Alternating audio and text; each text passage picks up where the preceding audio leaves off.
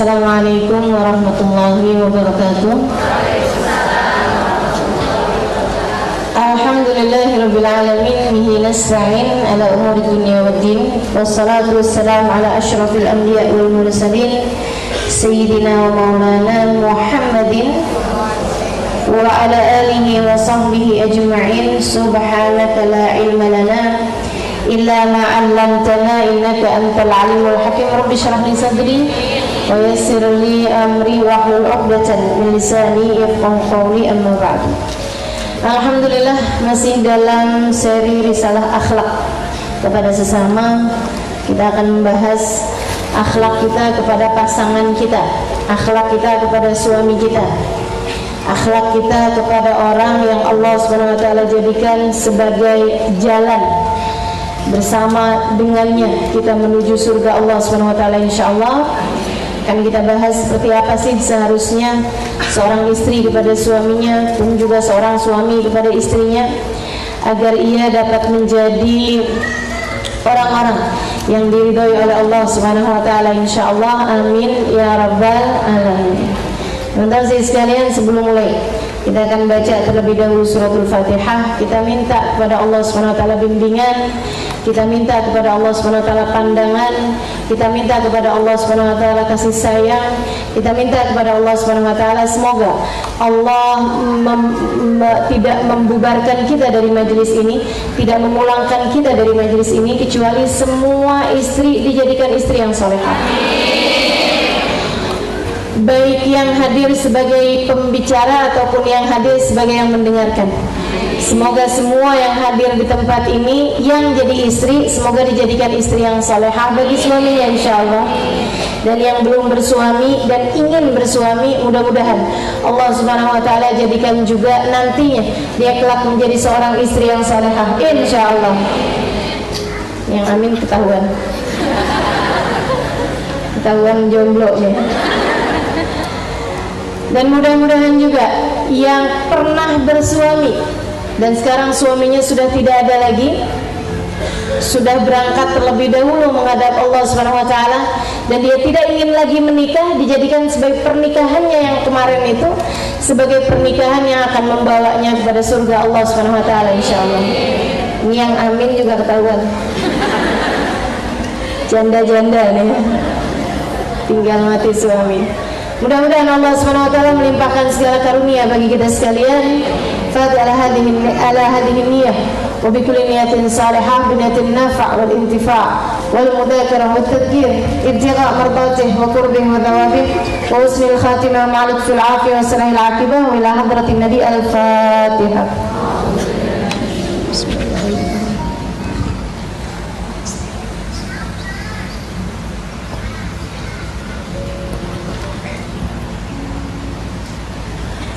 Mohon maaf nih, saya dapat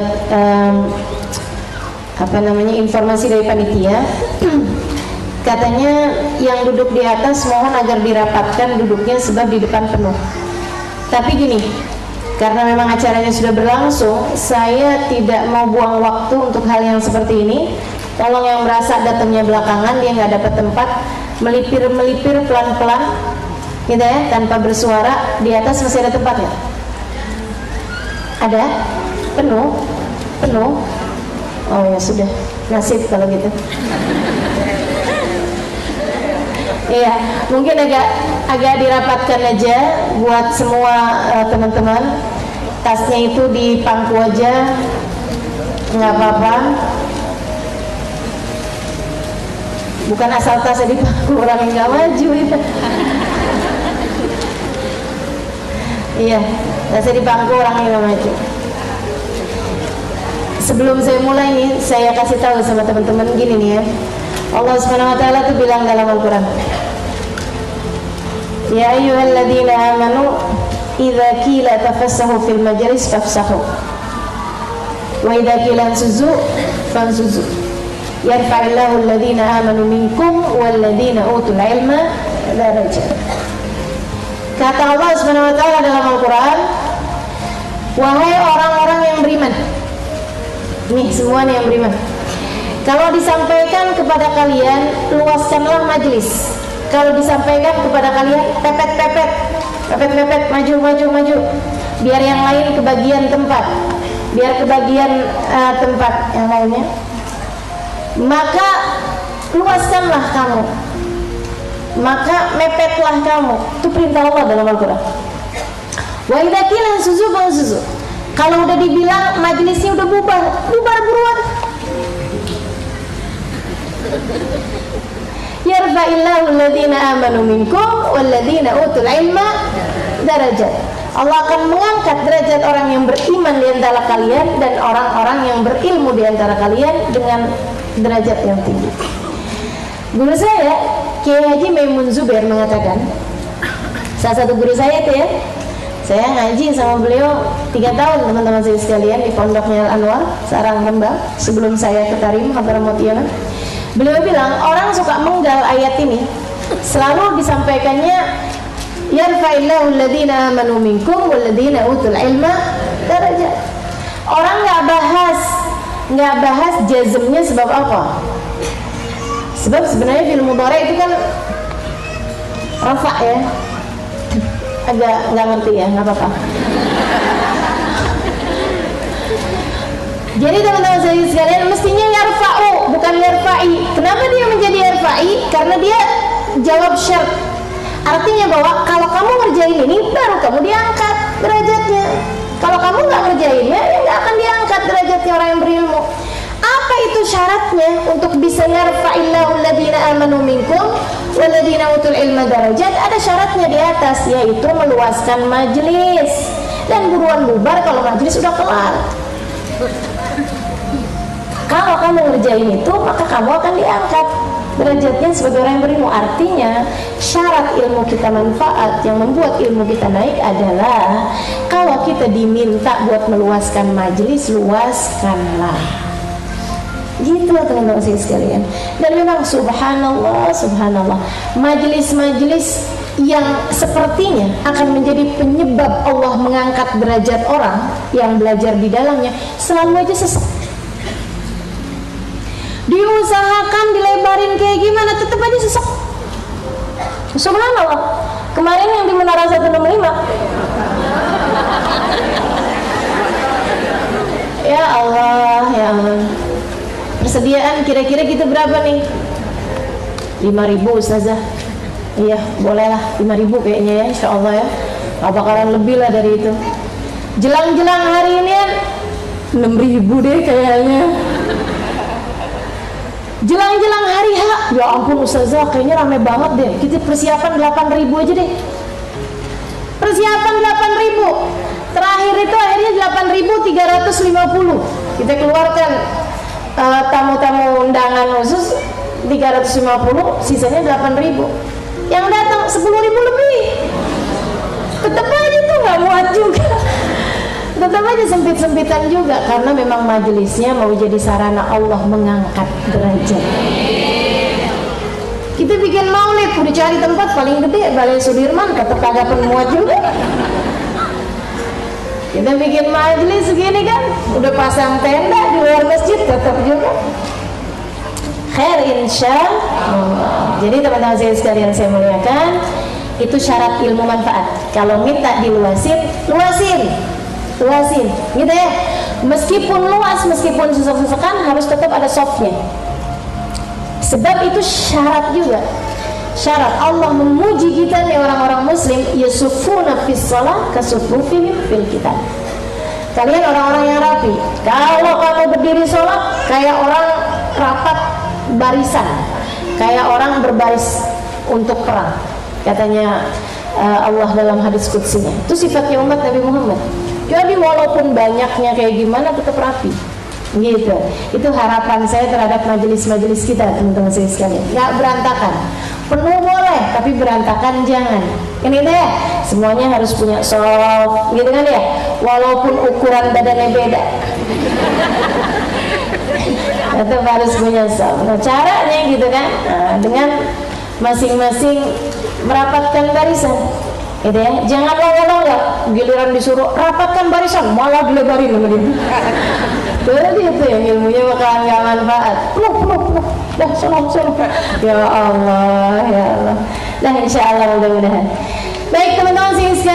saya muliakan, mudah-mudahan Allah SWT mengaruniakan ilmu yang manfaat buat kita sekalian. Mudah-mudahan Allah SWT membukakan pintu-pintu rahmatnya buat kita sekalian.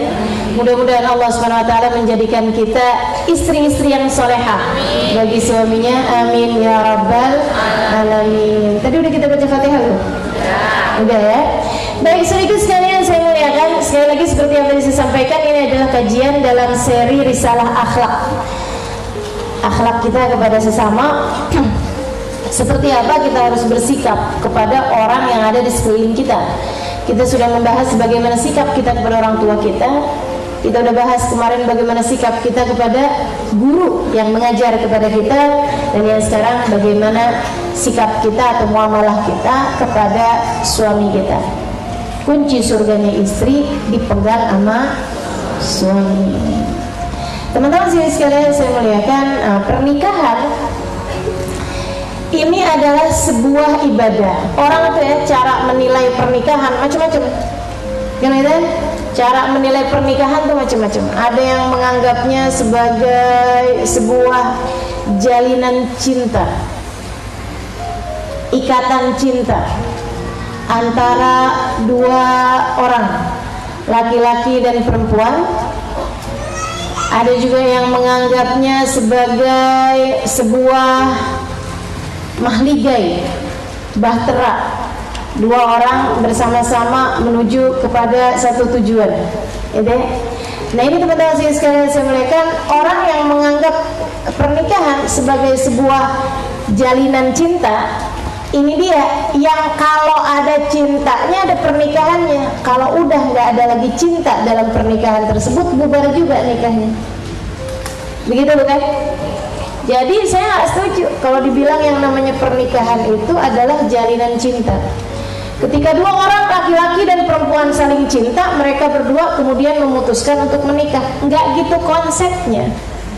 Itu konsep yang coba dimasukkan sama orang-orang barat, orang-orang yang ada di luar sana, teman-teman sekalian, terhadap konsep pernikahan. Karenanya di barat sana orang udah hubungan intim, orang udah tinggal bareng, orang bahkan udah punya anak, belum nikah.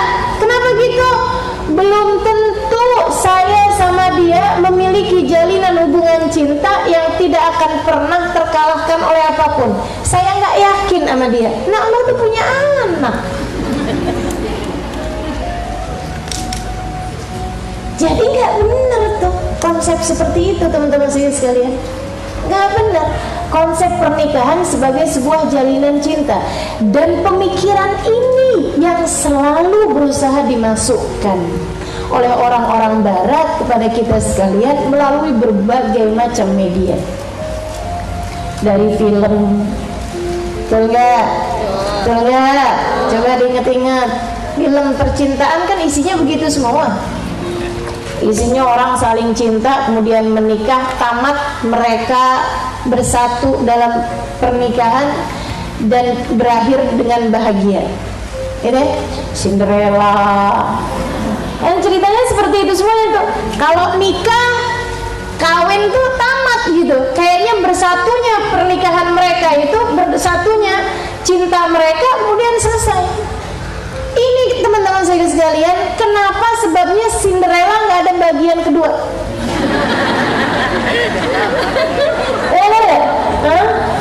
Cinderella part 2 nggak ada tuh. Cinderella sesi kedua gitu. Sebab kalau ada sesi kedua tuh, ntar yang cewek naksir sama cowok lain, ntar yang cowok naksir sama cewek lain, kan gitu ya.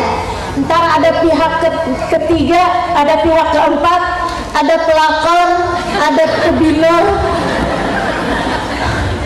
dalam rumah tangga mereka yang kemudian menghancurkan hidup rumah tangga mereka gitu.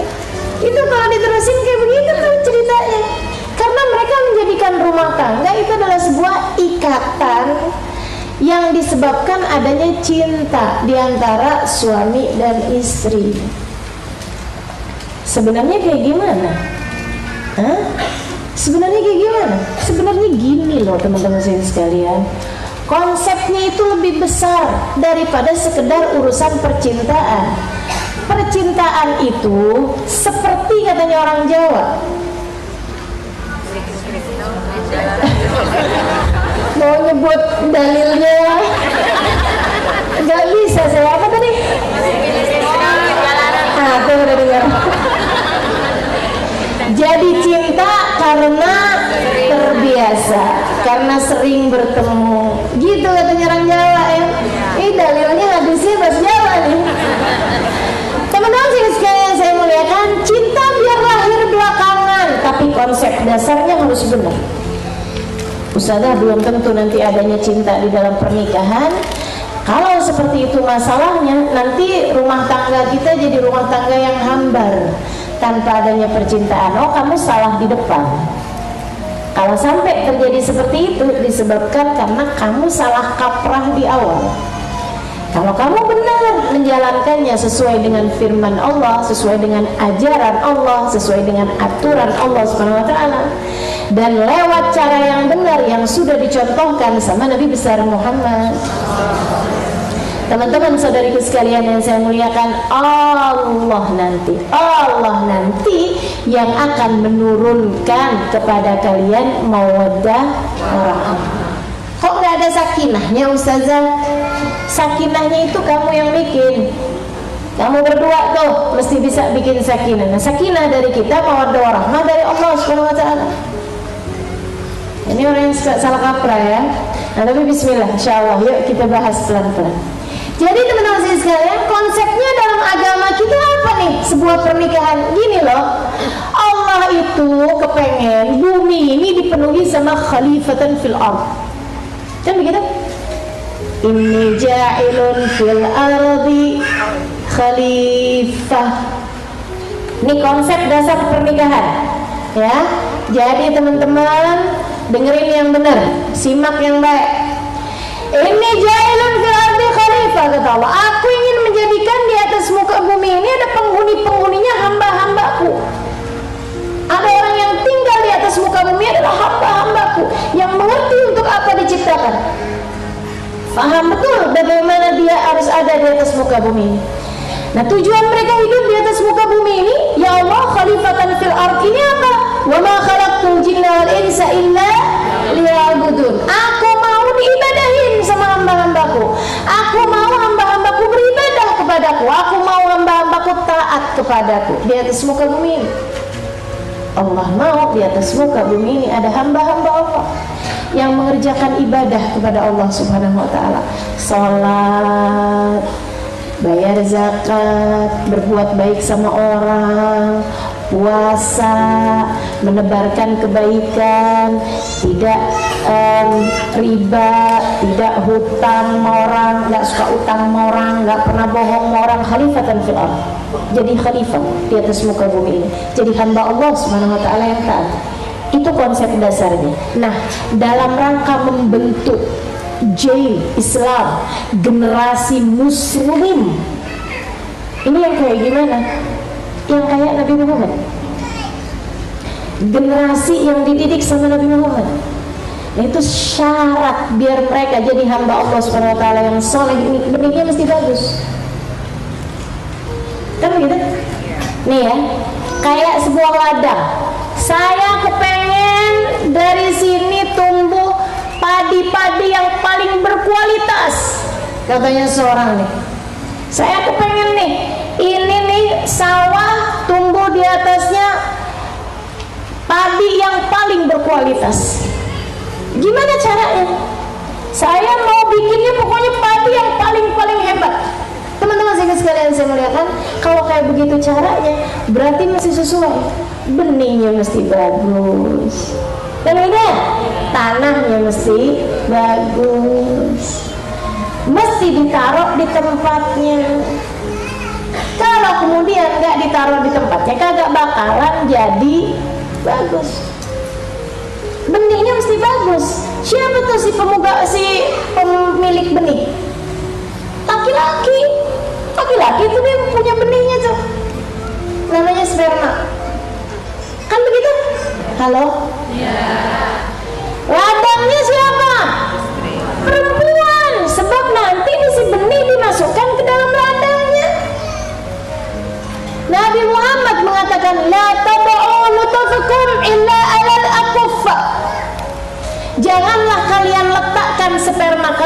kecuali kepada perempuan-perempuan yang berkelas. Ini perintah Nabi kepada kaum laki-laki. Teman-teman sekalian, artinya kamu cari istri yang benar, katanya Nabi Muhammad SAW kepada kaum laki-laki.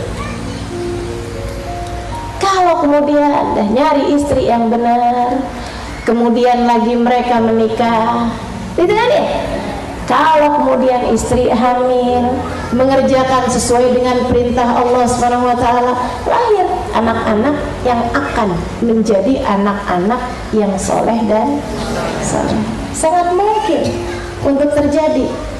Tapi teman-teman sekalian, kalau kemudian konsepnya seperti orang-orang bilang itu tadi, pernikahan adalah sebuah ikatan cinta yang terjalin antara seorang laki-laki dengan perempuan, dimulai dari kenalan, tukeran HP, kadang yang satu iPhone, yang satu nomornya.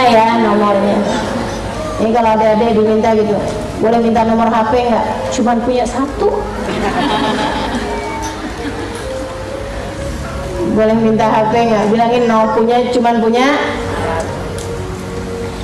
Jadi teman-teman sekalian, nih dimulai dari kenalan, kemudian saling bersapa, kemudian bisa teleponan berjam-jam, kemudian ketemuan, janjian, kemudian ketemuan, habisnya ketemuan, berduaan, habisnya berduaan, merasa nyaman, kemudian mulai deh tuh pegangan tangan, sender-senderan.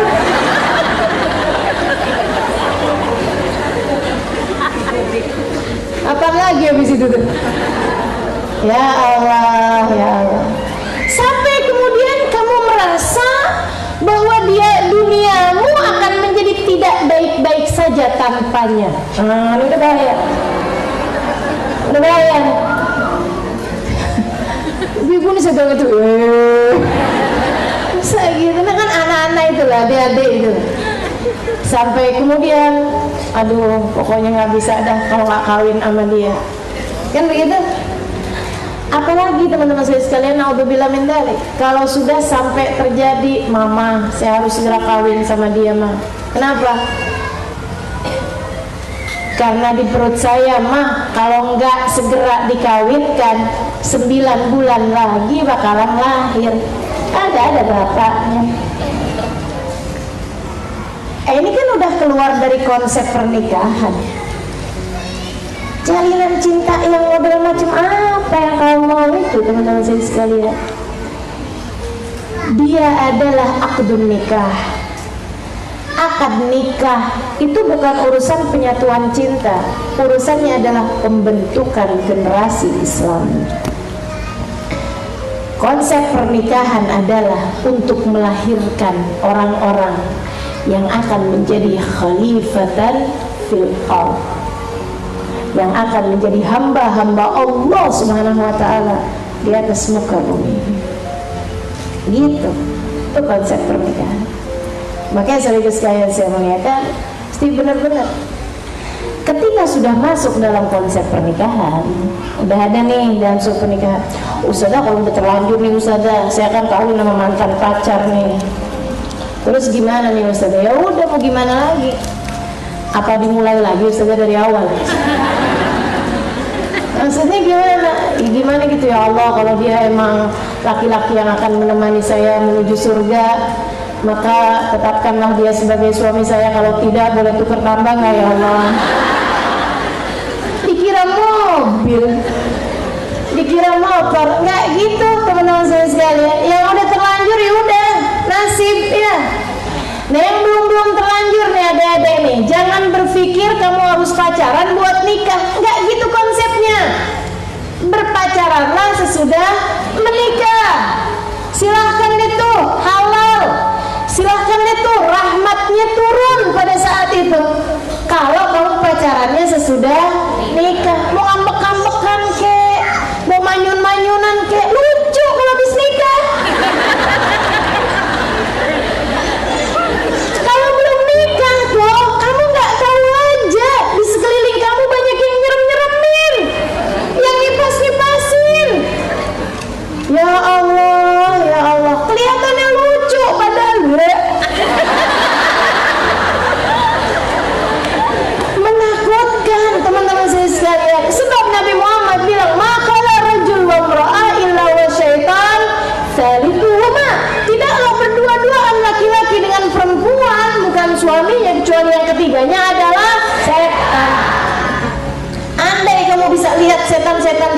istrimu, bakalan lari ngibrit kamu.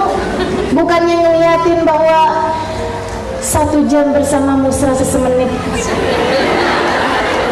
Gak bakalan kayak begitu. Gak bakalan ada ceritanya. Saya liatin kenapa langit kelihatan redup di waktu malam, karena ternyata semua cahaya bintang ada di matamu.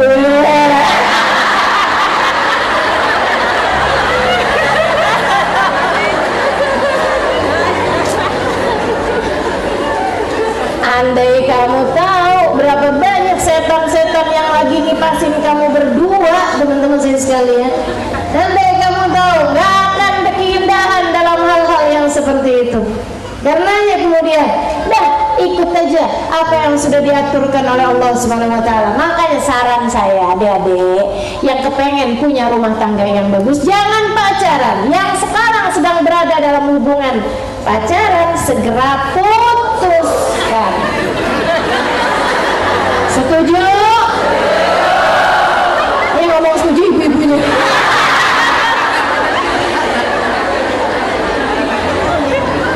Ya masih dalam hubungan pernikahan, dalam pacaran, mikir. Nggak usah kebanyakan mikir, adik-adik sekalian. Nggak usah kebanyakan mikir. Atas nama cinta aku sampaikan padanya.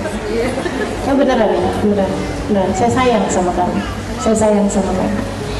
Cinta yang kamu bilang itu, cinta yang nggak bisa nih, nggak sama dia nih. Lihat piring inget dia.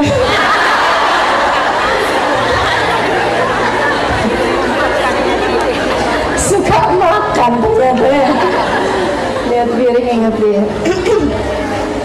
Yang cinta-cinta yang kayak gituan itu, adik-adik saudaraku sekalian saya muliakan, itu adalah cinta yang fana. Cinta yang asmara-asmara kayak begitu tuh, itu teman-teman saudaraku sekalian saya muliakan, ada batas waktunya, ada expirednya, ada kadaluarsanya. Dan ketika ia datang menggebu-gebu, nanti akan berbalik rasanya kepadamu juga dengan menggebu-gebu. Bermula dengan cinta yang dalam, berakhir dengan benci yang dalam. Sesuatu yang berlebihan akan berbalik dalam waktu cepat ataupun lambat. Lambatnya berapa lama? Paling 10 tahun gak nyampe. Beneran dah. Setahun, 2 tahun, 3 tahun, 4 tahun, 5 tahun. Yang diawali dengan aku tak sanggup hidup tanpamu, berakhir dengan aku tak sanggup hidup denganmu. Cinta-cinta yang kamu pikir cinta itu, adik-adik, yang karenanya saya berkata segera putuskan, itu adalah cinta monyet. Kalau cintanya habis tinggal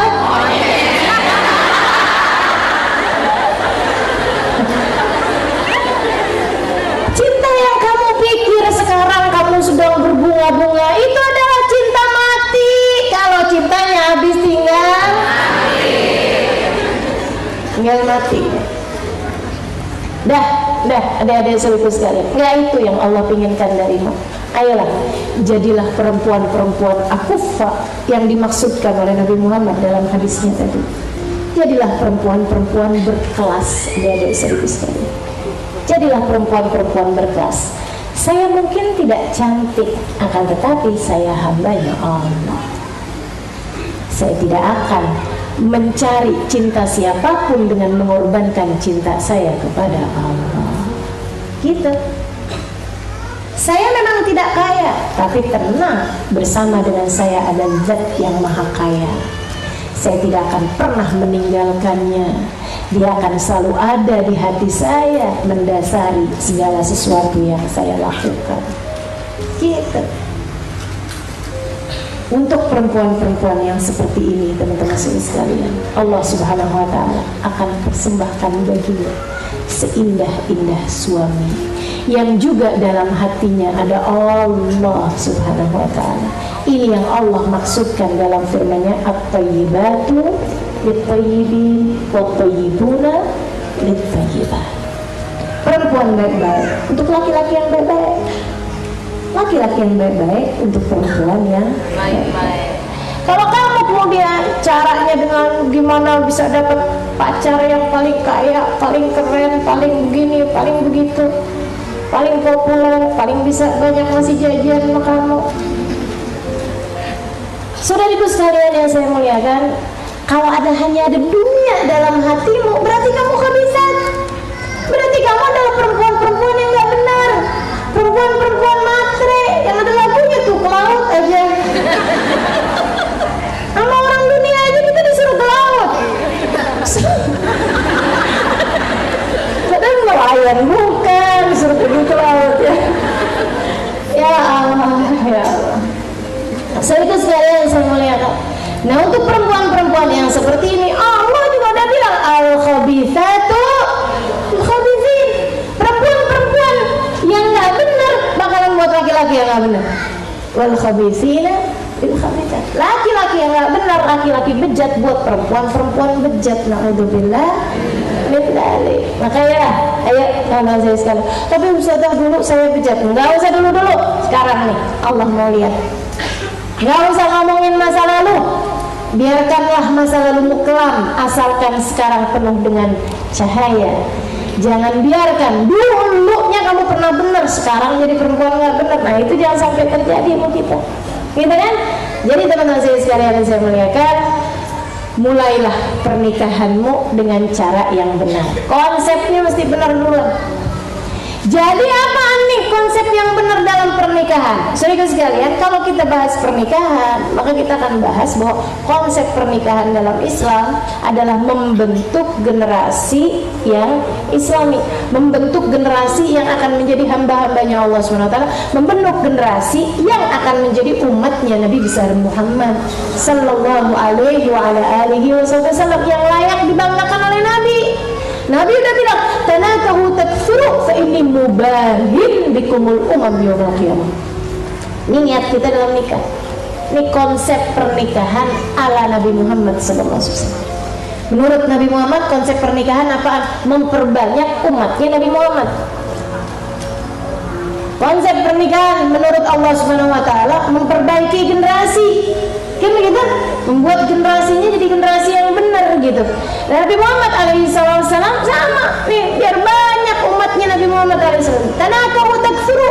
Kata Nabi Muhammad, nikah lagi kalian, nikah terus punya anak yang banyak dah. Kenapa gitu Rasul? Karena aku akan berbangga dengan banyaknya umatku di hari akhirat nanti. Aku akan berbangga dengan kalian. Teman-teman saya sekalian saya muliakan, Nabi Muhammad dikasih banyak hal loh sama Allah Subhanahu wa taala. Nabi itu dikasih orang pertama masuk surga, dikasih predikat orang pertama masuk surga. Nabi Muhammad dikasih sama Allah SWT hadiah berupa kunci surga. Kunci surga Nabi Muhammad yang pegang. Nabi Muhammad dikasih bendera namanya Liwaul Hamd. Nabi-nabinya Allah hanya akan berada di belakang Nabi. Namun bersama dengan kebanggaan Nabi, bersama dengan karunia-karunia yang Allah berikan kepada Nabi, Nabi Muhammad bilang, Ana sayyid walad Adam wala fakhr. Saya adalah pemimpin seluruh umat manusia, tapi saya enggak bangga. Saya enggak bangga, kata Nabi. Dijadikan pemimpin seluruh umat manusia, Nabi enggak bangga. Adam wa man dunahu tahta liwa'i yaumal qiyamah wala fakhr. Nabi Adam dan nabi-nabi yang lain hanya akan berada di belakang benderaku di hari akhirat nanti. Saya enggak bangga. Kunci surga saya yang pegang, wala fakhr, saya enggak bangga. Dipegangin kunci surga, jadi orang pertama masuk surga, jadi pemimpin manusia seluruh umat dari sejak zaman Nabi Adam sudahnya. Enggak bangga Nabi Muhammad SAW. Yang dibanggain Nabi apaan? Kita. Yang dibagiin sama Nabi, yang bisa bikin Nabi Muhammad bangga, girang, senang, bangga. Alhamdulillah, alhamdulillah. Apa tuh? Ini mubahin bikumul umam yaumil qiyamah. Aku akan berbangga dengan kalian di hari akhirat nanti. Dengan kalian, dengan kita. Maka teman-teman saya sekalian, menikah adalah membentuk generasi yang pantas membuat Nabi Muhammad tersenyum di hari akhirat nanti. Masakah untuk tujuan semulia itu kamu mencemarkannya dengan perbuatan-perbuatan yang mendekati kepada zina yang sudah dilarang sama Allah Ta'ala?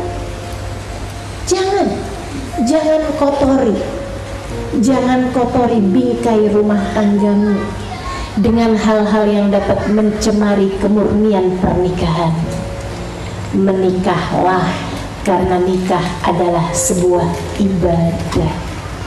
Pendekatanmu kepada Allah, pelaksanaanmu terhadap perintah Allah, pelaksanaanmu terhadap perintah Nabi Muhammad, pendekatanmu kepada Nabi besar Muhammad sallallahu alaihi wa ala alihi wasallam. Itu tujuan pernikahan. Ini konsep pernikahan dalam Islam. Makanya teman-teman sekalian, sebagai sebuah ibadah, nikah nih sebagai sebuah ibadah, dia harus memenuhi standar ibadah seperti mana yang lain-lainnya. Maksudnya gimana nih? Gini nih, ibadah itu buat diterima, semua ibadah buat diterima harus benar dua hal. Apa itu? Pertama, niat, dua cara. Ibadah, apapun ibadahnya mesti benar kedua-duanya. Kalau benar dua-duanya baru pantas diterima. Nah, nikah nih sebagai sebuah ibadah, melaksanakan perintah Allah, melaksanakan perintah Nabi Muhammad, bikin kita pantas dicinta sama Allah, bikin kita pantas membuat senyum Nabi Muhammad di hari akhirat nanti. Apalagi nilai ibadah lebih besar daripada itu?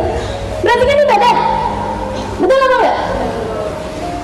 Mencari ridha Allah SWT dengan pernikahan itu bisa. Sama halnya dengan kamu sholat, nyari ridhonya Allah, kan gitu ya? Sama halnya dengan kamu baca sholawat, nyari ridhonya Rasulullah, kan gitu? Nah, nikah tuh kalau benar, kalau diterima, pantas untuk menjadi sesuatu hal membuat Allah ridha, membuat Nabi Muhammad ridha sama kita. Nah, ini teman-teman sekalian, sebagai sebuah ibadah mesti benar dua-duanya. Sama halnya kayak puasa, sama halnya kayak sholat, sama halnya kayak belajar, sama halnya kayak baca Quran. Itu mesti benar dua-duanya. Apa itu? Pertama mesti benar niatnya, yang kedua mesti benar caranya. Ada orang sholat jam segini, usolli sunnat tahajjud rakaatain lillahi ta'ala. Allahu akbar. Diterima? Kenapa gitu? Salah niat. Jam segini empok bukan waktunya tahajud. Jam sekarang waktunya usolli sunnat rakaatain Idul Adha. Ini bukan lebaran sekarang. Sama aja tuh, sholat Id juga sama-sama pagi. Iya, tapi sekarang bukan hari lebaran. Sekarang bukan tanggal 10 Dzulhijjah. Jadi kamu nggak boleh. Nah, syaratnya sholat itu baru benar kalau yang pertama bagus atau benar niatnya. Yang kedua mesti benar caranya. Sholat tuh baru layak diterima, pantas diterima itu kalau benar caranya. Pakai ruku, pakai takbir, takbirnya Allahu Akbar, nggak boleh ganti dengan Allahus Somad. Allahus Somad. Kenapa begitu? Ani demen sama Ustadz Agus Somad. Iya, lain urusannya. Lain urusannya ya. Kita demen semua Ustadz Agus Somad, tapi nggak boleh ganti Allahu Akbar, Allahus Somad. Jadi teman-teman sekalian saya muliakan, harus caranya pas. Caranya mesti pas. Takbirnya mesti benar, rukuknya mesti merunduk, nggak boleh jungkel. I'tidalnya mesti benar, sujudnya mesti benar. Kan gitu ya? Semua gerakan-gerakannya mesti benar, nutup auratnya mesti benar, kiblatnya mesti benar, waktunya mesti benar. Itu kalau udah sesuai caranya, nah baru nih pantas buat diterima sama Allah. Segitunya aja, nanti Allah lihat-lihat, nih saya terima apa enggak ya sholatnya. Nah, hatinya nggak bener nih, nggak khusyuk nih. Nah, ini dia nih teman-teman sekalian saya muliakan. Tapi ini memang dua-duanya mesti benar, niat sama cara. Niat sama cara. Makanya kalau kita lihat ini rumah tangga saya berantakan begini nih, ya pasti ada yang salah nih di antara dua-duanya. Salah satunya dari dua-duanya atau dua-duanya salah. Pertama niat, kedua cara. Jadi teman-teman saya sekalian, nikah juga gitu sebagai sebuah ibadah. Nikah dalam Islam sebuah ibadah, bukan mau nyari cinta, bukan mau nyari ada orang nanggung nafkah saya, nggak gitu, kayak gitu. Bukan mau cari daripada ditanyain mulu sama orang kapan kawin, udah aja deh, ada yang lamar, udah deh kita kawin. Ada yang mau sama saya, alhamdulillah, daripada dilaletin.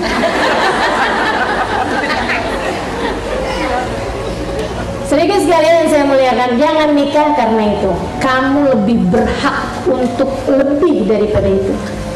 Kamu lebih berhak untuk memiliki niat-niatan yang lebih tinggi daripada itu. Jadilah perempuan berkelas, teman-teman sekalian, yang menikahnya karena Allah, ibadahmu kepada Allah Subhanahu wa taala, lillah wa li rasulihi sallallahu alaihi wasallam. Nyari ridhonya Allah, nyari senyumnya Nabi besar Muhammad sallallahu alaihi wa ala alihi wasallam. Nah ini, jadi niatnya mesti benar dulu, lillah wa li rasulih. Doh, niatnya nikah, saya nikah pengen jalanin sunnahnya Nabi Muhammad, yang katanya Nabi Muhammad, an-nikahu sunnati faman raghiba an sunnati falaysa minni. Nikah adalah jalan hidupku, siapa yang tidak suka terhadap konsep pernikahan maka dia tidak termasuk golonganku. Ini maksudnya di sini bukan kalau nggak nikah berarti nggak termasuk dari golonganku, salah ya. Siapa yang nggak suka terhadap konsep pernikahan, siapa yang nggak suka terhadap konsep pernikahan, terhadap model pernikahan, ribet ya nikah ya ampun ribet banget nih nikah nih, kenapa sih dalam Islam ada konsep pernikahan, walaupun dia nikah, berarti dia ragib, dia nggak suka terhadap konsep pernikahan. Ada lagi ada orang nggak nikah, tapi sih dia sebenarnya kalau ada yang lamar cocok sesuai, bismillah, cuman belum ketemu aja, belum datang aja, kan gitu ya. Nah kalau yang kayak begini berarti nggak termasuk diantara orang yang rogiban sunnati tadi ini, sebab dia memandang bagus kok konsep pernikahan, cuman belum datang jodohnya aja, belum datang orang yang tepat aja. Tapi adik-adik saya sekalian, jangan pilih-pilih. Oh enggak yang no, kenapa? Hidupnya kurang simetris lah.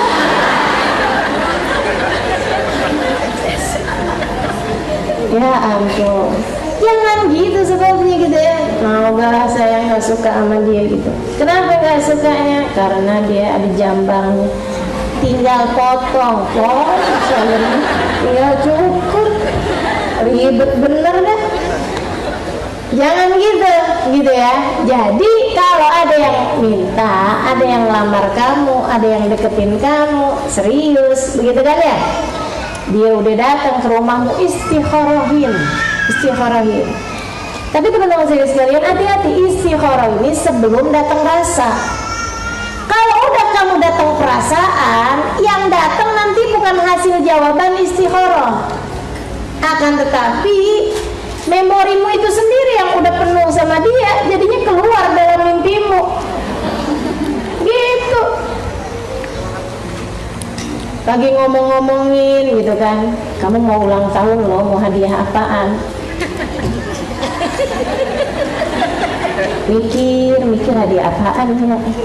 Lewatin toko bunga, kayaknya bagus juga nih, ada yang mempersembahkan bunga, pengen tahu rasanya kayak apaan.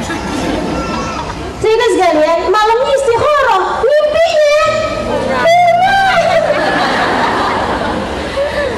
Ya Allah, ya Allah. Jadi jangan istikharah sesudah datang rasa. Habis sudah terlanjur, gimana ya Ustazah? Kayaknya saya jatuh cinta pada pandangan pertama. Kalau gitu yang istikharah jangan kamu. Siapa? Orang tua kamu. Orang tua saya juga udah datang rasa sama dia. Ribet bener. Gitu ya. Nah, jadi teman-teman saya sekalian, istikharahlah sebelum datang perasaan. Ustazah kalau udah terlanjur datang perasaan perlu istikharah apa enggak? Udah mantep semuanya nih, sekeluarga besar, pencang-cingnya, bagus semuanya udah pada mantep dah. Paman-paman, ponakan-ponakan semua udah setuju gitu. Itu ngapain juga minta persetujuan ponakan? Ustazah, perlu istighara apa nggak perlu? Kenapa gitu? Karena yang dicari bukan mantapmu, yang dicari mantapnya Allah. Yang dicari bukan maumu, yang dicari maunya. Yang dicari bukan persetujuan orang, tapi yang dicari persetujuan Allah.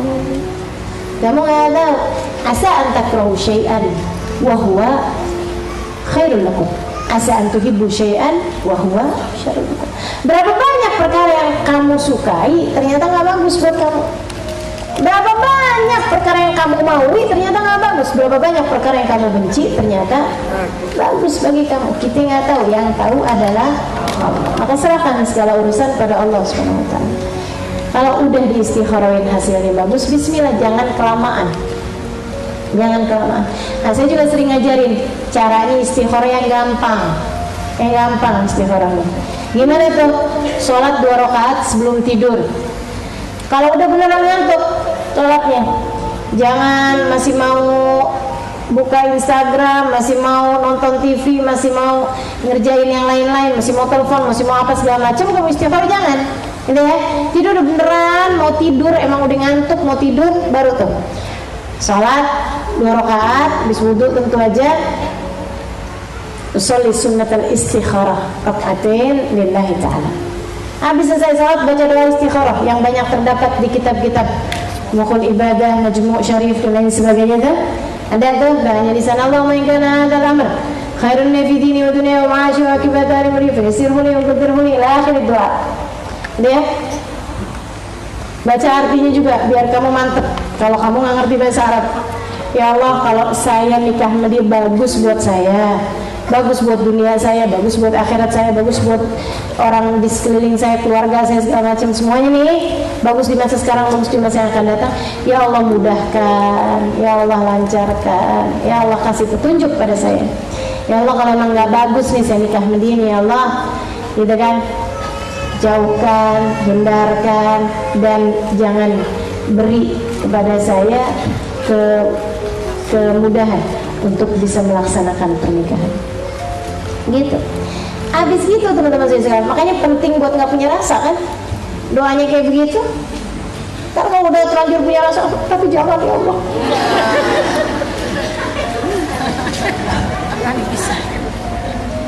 Jadi nggak enak nih. Makanya sebelum kamu punya rasa apa-apa terhadap orang yang datang padamu, habis gitu kemudian doa begini, teman-teman saya sekalian, dengerin saya.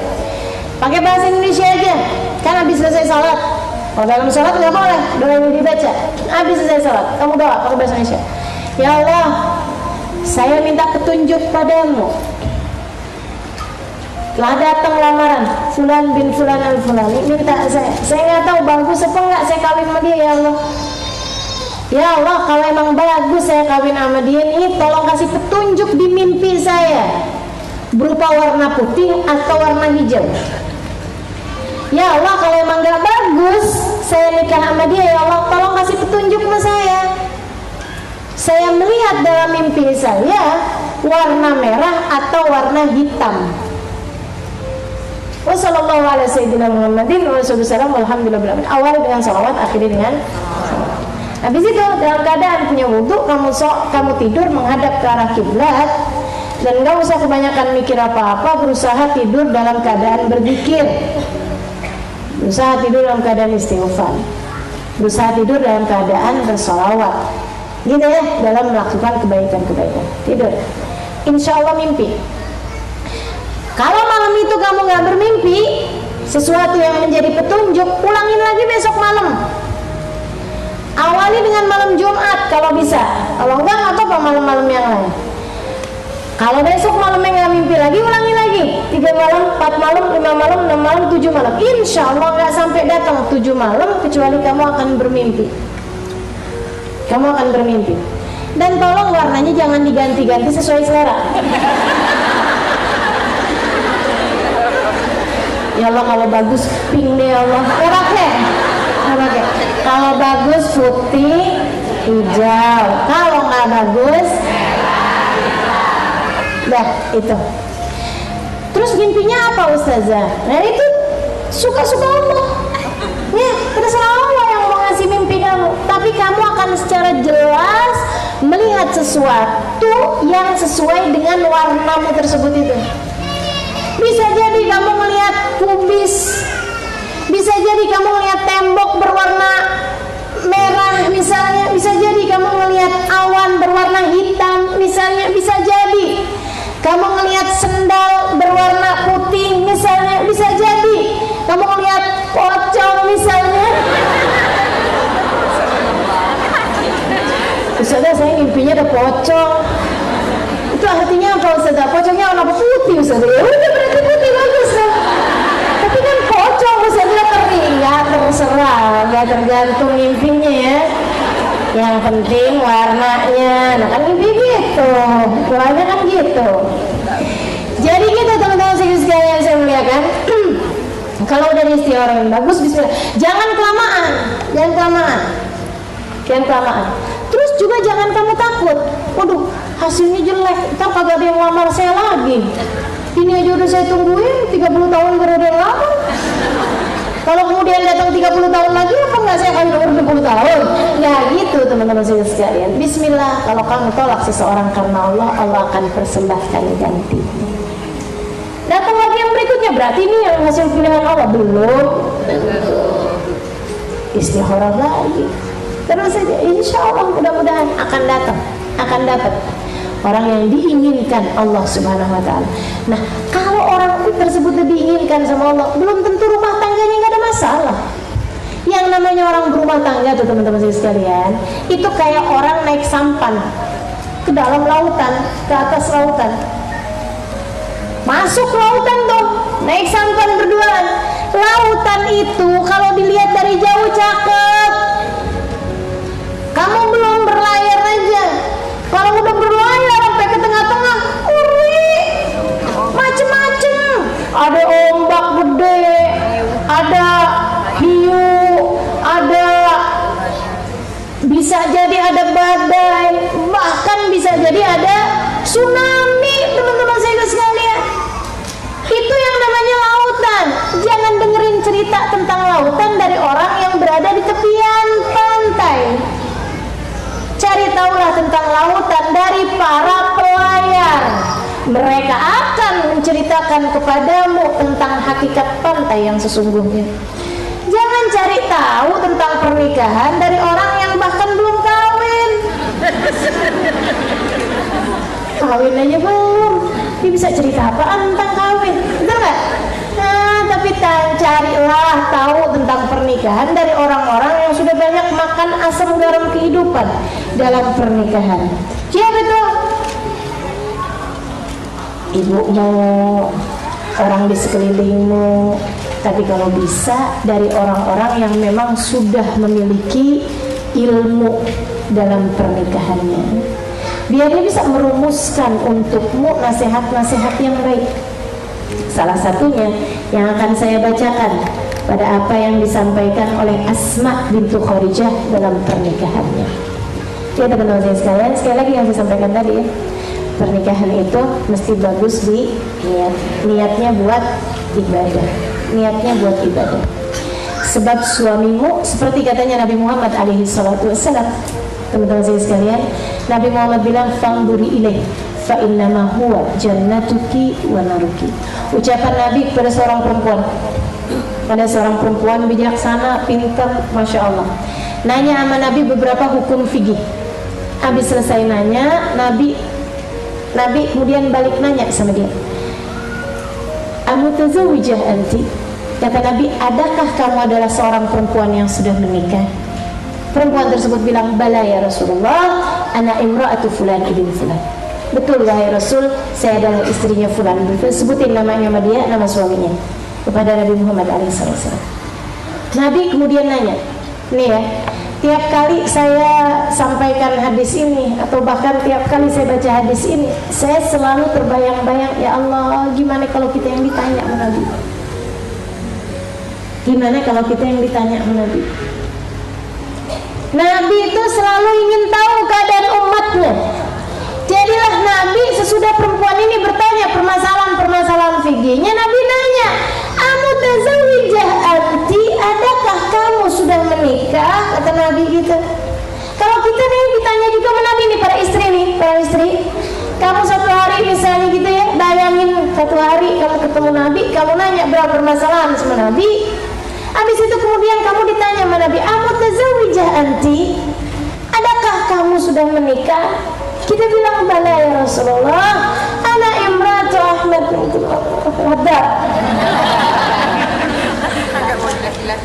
Saya adalah istrinya suami saya. Jadi sekalian, saya takut aja sebut namanya lengkap pada googling. Saya akan penjemburu orangnya. Jadi teman-teman sekalian, disebutin nih nama suaminya depan Nabi Muhammad SAW. Nabi balik nanya. Dan kalau kita yang ditanya, juga Nabi akan balik nanya. Kaifa anti bih? Kata Nabi, bagaimana kamu terhadap suamimu? Bagaimana cara kamu memperlakukan suamimu? Ini kita kalau ditanya kayak begitu sama Nabi, kita nggak bakalan bohong. Betul atau enggak? Kira-kira jawaban kita kayak gimana? Doain ya Rasul. Berat benernya jadi begini. Kira-kira jawaban kamu seperti apa, teman-teman saya sekalian? Abisnya gitu tuh Rasul. Gitu kali ya. Abisnya gitu sih Rasul. Saya sering dinasehati kan. Katanya perlakukan suami itu kayak Sayyidah Khadijah memperlakukanmu ya Rasulullah. Tapi kan ada suami saya nggak kayak kamu Rasulullah. Ya Allah ya. Kaifa anti bi, kata Nabi. Siapkan jawabanmu, wahai teman-temanku sekalian. Siapkan jawabanmu. Kalau Nabi nanya bagaimana kamu, bayangkan kamu ditanya sama Nabi Muhammad bagaimana kamu terhadap suami. Karena itu adalah pertanyaan Nabi kepada siapapun perempuan yang mengaku sebagai umatnya. Kaifa anti bih? Bagaimana kamu memperlakukan suamimu? Perempuan tersebut kemudian menjawab, "Ya Rasulullah, saya berusaha untuk berbuat baik padanya semampu saya. Saya hormati dia, saya jadikan dia di atas kepala saya, wahai Rasul. Saya muliakan dia, wahai Rasul, semampu saya." Nah kan kalau kita bisa jawab kayak begitu enak. Tuh. Saya nggak pernah ngomong kasar sama dia Rasul. Saya selalu berusaha untuk patuh padanya. Saya sayangi dia, saya hormati dia semampu saya ya Rasulullah. Saya akan berusaha membahagiakan dia semampu saya ya Rasul. Enak kan kalau kita bisa jawab begitu? Sebab Nabi ternyata ketika mendengar ucapan perempuan tersebut tersungging senyum di bibirnya. Maka ketika kamu dapat menjawab yang sama dengan perempuan tersebut, Nabi pun akan juga menyunggingkan senyumnya padamu. Saudaraku sekalian, jika selama ini kamu berbuat hal yang sama kepada suamimu seperti perempuan tersebut telah berbuat kepada suaminya, maka kamu akan menjadi seorang perempuan yang menyunggingkan senyum di wajah Nabi Muhammad SAW. Apa kata Nabi? Fanduri ilaih fa innama huwa jannatuki wa naruki. Perhatikan betul apa yang kamu lakukan terhadap suamimu. Sesungguhnya suamimu adalah jalan surga atau jalan neraka bagimu. Kamu taat sama dia, kamu hormat sama dia, kamu muliakan dia, itu adalah jalan surgamu. Kamu durhaka padanya, kamu sakiti hatinya, kamu bikin dia merasa rendah di hadapanmu, kamu gak pernah hormat, kamu gak pernah sayang, kamu gak pernah cinta, kamu gak pernah peduli sama dia, maka itu adalah jalan neraka bagimu. Itu makna ucapan Nabi. Makanya hati-hati wahai para istri, sebab kunci surga mau dipegang sama suami. Dia akan menjadi saksi paling kuat di hadapan Allah Subhanahu wa ta'ala tentang bagaimana akhlakmu di atas muka bumi ini.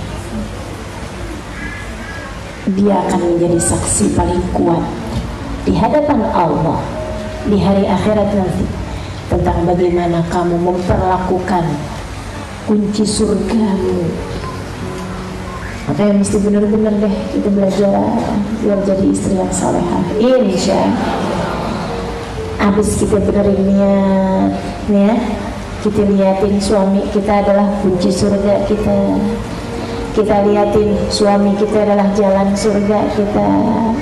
Jadi lebih enak teman-teman sekalian jalanin kehidupan, karena niat kan urusan kita, betul enggak? Niat urusan kita. Kalau niatmu bersedekah bagus, kamu nggak peduli orang yang kamu sedekahin itu perlakuannya seperti apa, betul enggak? Nyari surga kita kok, kita udah sedekah nih. Orang yang nggak tahu sekalipun nggak masalah kok, iya nggak? Kita udah bilang nih, ya Allah pengen sedekah karena kepengen nih biar dapat pahalanya, udah disampaikan begini begitu pahalanya sedekah. Bismillahirrahmanirrahim, kita sedekahin. Orangnya akan memperlakukan apa sedekahmu, atau orangnya akan berterima kasih apa enggak dan lain sebagainya, itu urusan dia, urusan kita sedekah. Karena sedekah adalah sebuah ibadah. Maka teman-teman sekalian, demikian pula dengan kalau kita niat pernikahan kita adalah sebuah ibadah kepada Allah, perlakuanmu kepada suamimu adalah sebuah ibadah. Kamu gak akan peduli seperti apa perlakuan suamimu terhadapmu. Kamu senyum-senyum aja. Mau dianya cemberut, mau dianya bentak, mau dianya apa, urusan senyummu ini adalah ibadah, teman-teman sekalian. Jika Nabi Muhammad bilang ibtisamak ala wajhi akhikal mu'min sadaqah, senyummu di wajah seorang mukmin, seorang mukminah, seorang muslimah adalah sedekah. Bagaimana pula dengan senyummu terhadap seseorang yang kunci surgamu berada di tangannya? Bukankah akan jadi sedekah yang melipat ganda? Lampunya mati.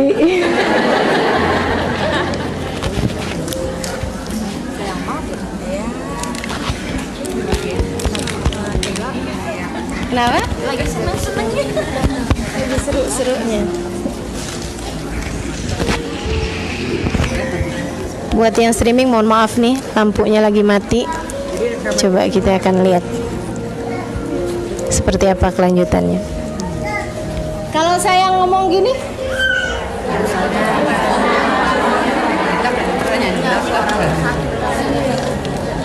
suaranya sakit. Ya dengar sih yang belakang. ini mati semua atau mati di masjid itu. Dari PLN ya kali apa?